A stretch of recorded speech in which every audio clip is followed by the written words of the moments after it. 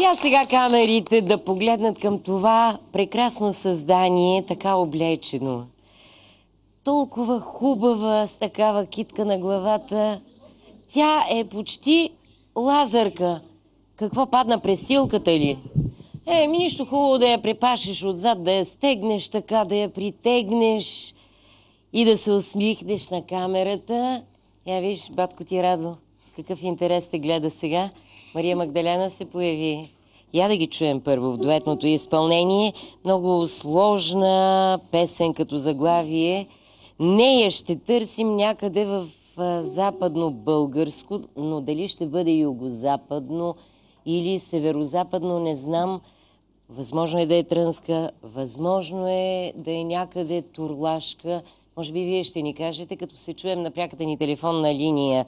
Кое момо жабе влачи? Разбрахте ли?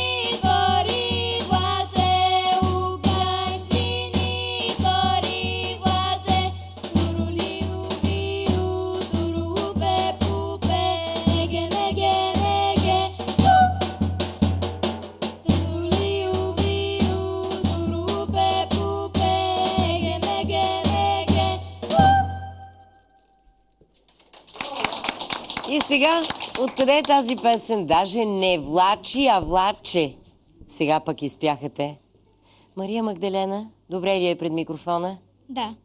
На колко години си ти? На 11. Значи 5-ти клас. Да. Няма съмнение. Да. И кой е най-добрият певец между вас? И как двете. оценяваш ти? От двете. Изобщо в 5-ти клас? Пак не е.